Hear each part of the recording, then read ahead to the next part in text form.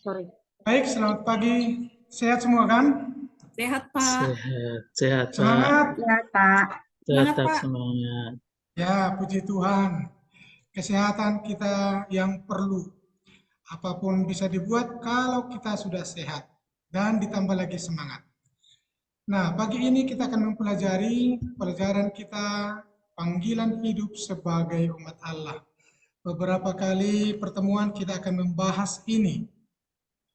Panggilan hidup sebagai umat Allah.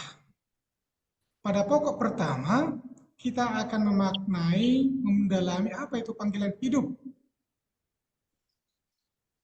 yang mengarah kepada hidup manusia yang bermakna. Pertanyaan ini, penghayatan panggilan ini menjadi perlu untuk kita semua, untuk siapa saja, baik yang Katolik, yang AKBP, yang Protestan, yang Hindu, semua. Karena apa? Ada pertanyaan yang sangat-sangat mendasar yang perlu kita dalami oleh eh, apapun latar belakang kita. Yang pertama, coba kita pikirkan dulu secara sekilas. Saya ada untuk apa? Maria ada untuk apa? Hugo ada untuk apa? Semua kita ada untuk apa? Kita hidup untuk apa? Coba. Apakah untuk misalnya Cornelius ini hidup untuk kaya? Apakah apakah kita hidup untuk bekerja? Apakah kita hidup untuk makan? Apakah kita hidup untuk yang lain? Fokus pertanyaan ini menjadi membentuk diri kita dalam berperilaku. Kalau orang mau untuk kaya, maka segala sesuatu akan dilakukan untuk memperoleh kekayaan. Tergantung orientasi dari masing-masing hidup kita. Kalau saya hidup untuk bekerja, maka kadang-kadang mau kesehatan, mau apapun, kadang tidak diperhatikan demi bekerja, bekerja, bekerja. Kalau saya hidup atau Lucy ini hidup untuk makan, maka segala sesuatunya orientasi hidupnya adalah untuk makan dan untuk yang lain. Banyak pertanyaan ini yang menjadi fondasi hidup setiap orang. Dan itulah yang menjadi renungan kita hari ini, panggilan hidup. Menjadi dan menghidupi cara hidup yang bermakna. Tetapi, anak-anak sekalian, pertanyaan ini sekilas menjadi aneh. Yang enggak, Tri. Pertanyaan tadi aneh, kan untuk apa kita hidup? Aneh. Untuk apa kita ada? Pertanyaan ini aneh karena kita sudah dilahirkan. Tetapi itulah landasan hidup manusia. Ada pepatah mengatakan, salah memulai, salah mengakhiri. Akhir-akhir ini ada banyak indikasi, saya tidak memastikan ya, saya tidak memastikan bahwa itu sesuatu yang pasti, tapi saya sebut indikasi. Indikasi banyak orang salah mengerti makna hidup. Apa itu indikasinya? Jalan pintas, ada orang bunuh diri. Coba, Maria, kira-kira menurut Maria, mengapa orang bunuh diri? Stres, Pak. Stres. Ayo, Hugo, kira-kira kenapa orang mau mencuri? Lapar Pak, lapar. Lapar. Keinginan hidupnya, Tri. Kenapa orang mau berdukun? Biar kaya, Pak. Nggak Biar percaya. kaya. Nah, bagus, terutang semua. Dan semua itu dilandasi oleh orientasi untuk apa? Maka untuk itu, anak-anakku sekalian, perlu mengetahui makna dan tujuan hidup itu sendiri yang akan kita gali hari ini lewat panggilan hidup. Maka, anak-anak sekalian, dengan mempelajari ini, kita akan memahami apa itu panggilan hidup sebagai umat Allah. Kita akan melihat video Blessing in Disguise. Dan kita nanti akan menerapkan hidup yang bermakna sesuai dengan sejalan dengan makna dari blessing in disguise itu sendiri.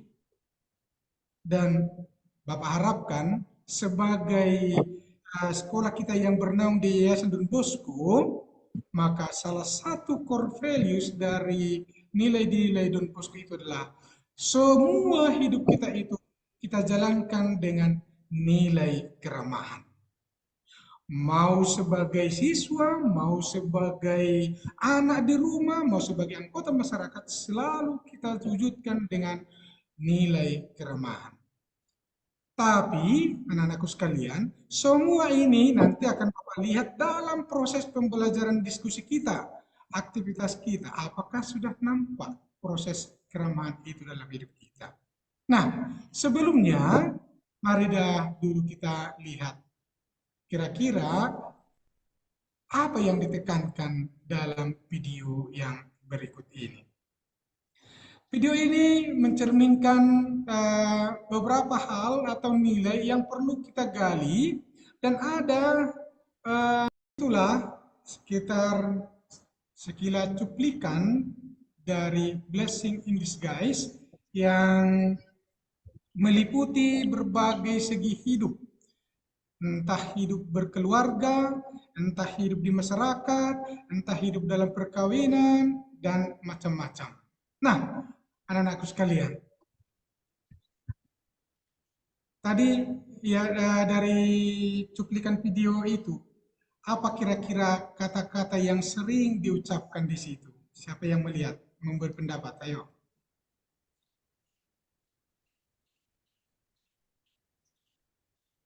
Sesuai judulnya kali Pak ya, blessing apa tadi Pak judulnya? Blessing in disguise. Ya, itu kalimat yang sering muncul Pak. Baik, terima kasih Maria, bagus. Blessing in disguise. Nah, sekarang anak-anak sekalian, setelah kita lihat video itu, mari kita masuk dalam kelompok masing-masing. Bapak bagi kelompoknya, coba diskusikan dulu kira-kira apa makna blessing in disguise. Boleh dibaca dari sumber-sumber atau dari analisis sendiri, dan apa kira-kira kaitannya dengan hidup sendiri, apa tuntutan sikap-sikap yang sejalan dengan penghayatan blessing in disguise. Nah, Lucia, Maria, Hugo itu satu kelompok, Cornel, Tri, dan Betaria, Francisca itu satu kelompok. Silakan masuk dalam kelompok, silakan putar mejanya, bicarakan sebentar, apa kira-kira makna dari blessing in disguise. Nah, sebelum masuk dalam kelompok ini, coba diperhatikan yang mau dikerjakan di kelompok. Apa maksud dari blessing in disguise yang sering diungkapkan di video tadi? Sikap apa yang dituntut dari setiap orang yang memahami makna blessing in disguise sebagai siswa? Nomor 4, rumuskan misalnya 5 sikap yang bisa diterapkan sejalan dengan blessing in disguise tadi ya. Misalnya 5 sikap di keluarga yang menghayati blessing in disguise, 5 sikap yang berkaitan dengan blessing in disguise di sekolah, 5 sikap yang berkaitan dengan blessing in disguise di masyarakat. Sekali lagi, Bapak tegaskan, 5 sikap itu yang bisa kamu lakukan. Jangan muluk-muluk. Tidak boleh dikatakan rajin membantu orang tua menafkahi hidup. Itu tidak. Belum skop kita sebagai siswa. Kita sekarang, kamu sekarang sebagai siswa, sebagai anak di rumah. Oh, blessing in disguise. Sikap apa kira-kira yang dituntut? Ayo, silakan dikerjakan dalam kelompok.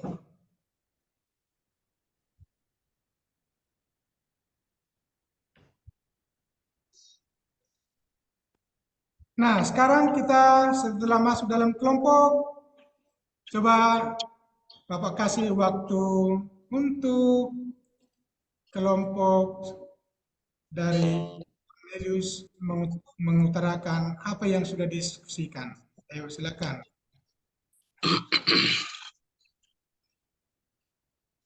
Terima kasih Pak.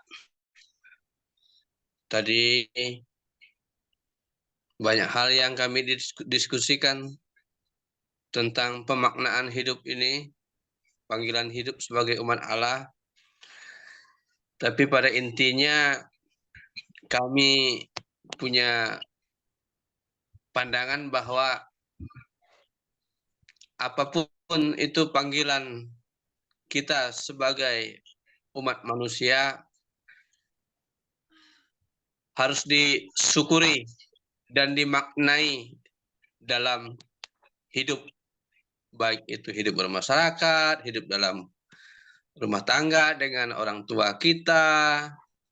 Ya, kami harus bisa bersyukur dengan keadaan orang tua kami, dengan kami sendiri, dan kami bentuk syukur itu kami hidup apa adanya tanpa banyak tuntutan, dengan mengerti kondisi keadaan orang tua kami. Begitu sih Pak yang kami diskusikan. Bagus, terima kasih untuk kelompok Cornelius. Tepuk tangan dulu untuk kita semua.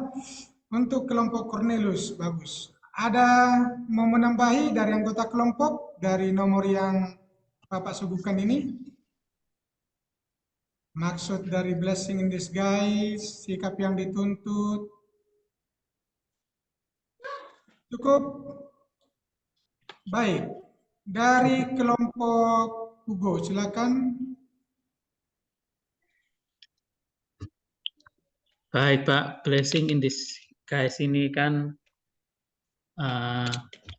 selalu melihat sisi positif dari segala sesuatu yang kita alami Pak ya. Ini satu pandangan hidup yang sangat baik bagi kami. Meskipun kami mengalami kegagalan atau dalam situasi keluarga yang kurang beruntung, selalu melihat hal baik apa yang diberikan Tuhan dalam hidup saya, dalam situasi-situasi seperti itu. Misalnya kayak kemarin keluarga saya itu kehilangan pekerjaan, di PHK karena pandemi.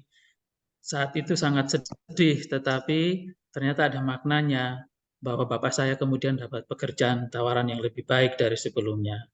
Seperti itu Pak, mungkin yang kami maknai dari blessing in disguise. Bagus, terima kasih untuk kelompok Hugo. Silakan kita apresiasi semua masing-masing kelompok.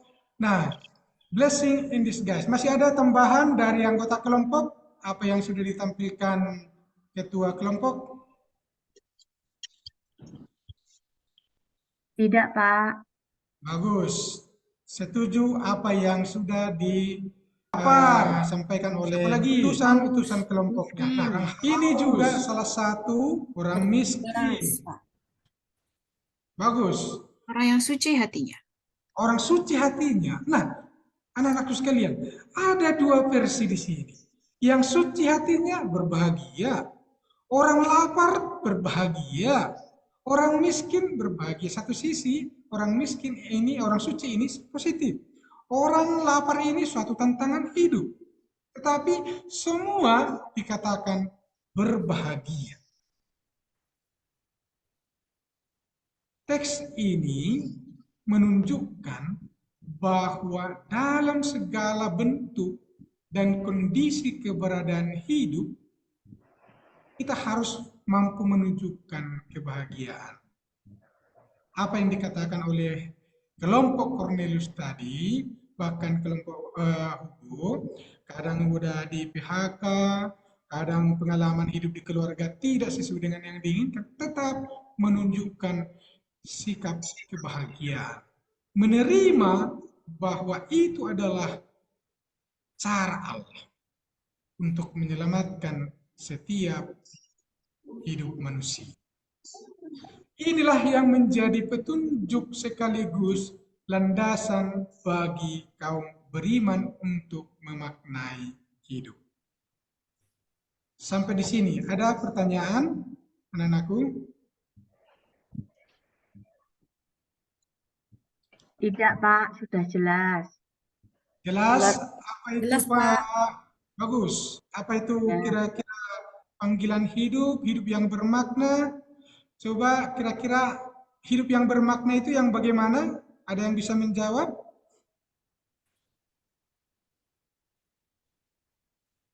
Hidup yang mau menerima keadaannya, Pak. Bagus, Lucia. Terima kasih. Hidup mau menerima keadaan. Ada lagi mau menambahkan? Hidup apa adanya, Pak. Hidup apa adanya. Bagus, Tri. Nah, selanjutnya kita akan melihat hidup dalam penghayatan Allah ada dalam diriku untuk menyelamatkan diriku.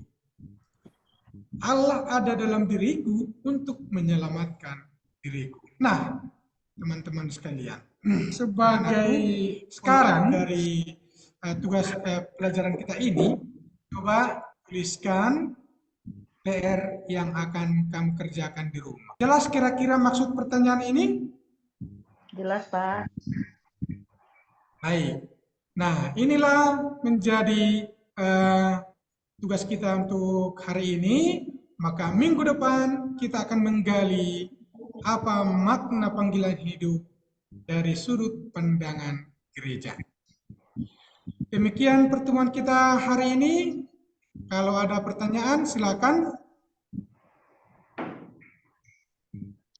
Kalau tidak ada, mari kita tutup pertemuan kita hari ini dengan doa yang dipimpin oleh Tri. Saya, Pak. Ya, silakan. Mari teman-teman kita akhiri pertemuan ini dengan doa.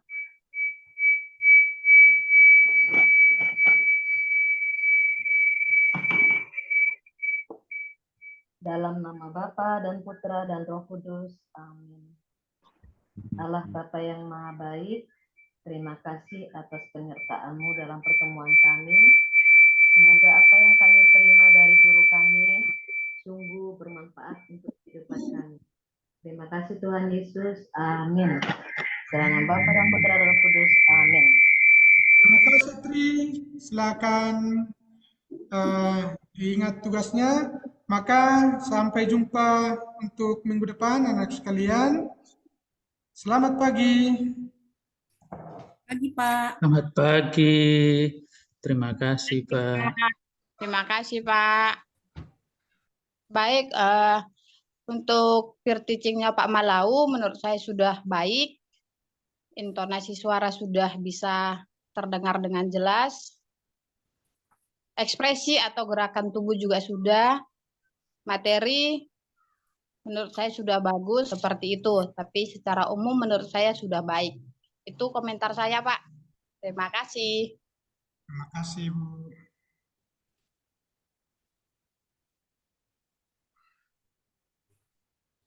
Oke, terima kasih Bu Beta, Pak Malau, cukup ya? Ya, baik, terima kasih, Bu. Ya.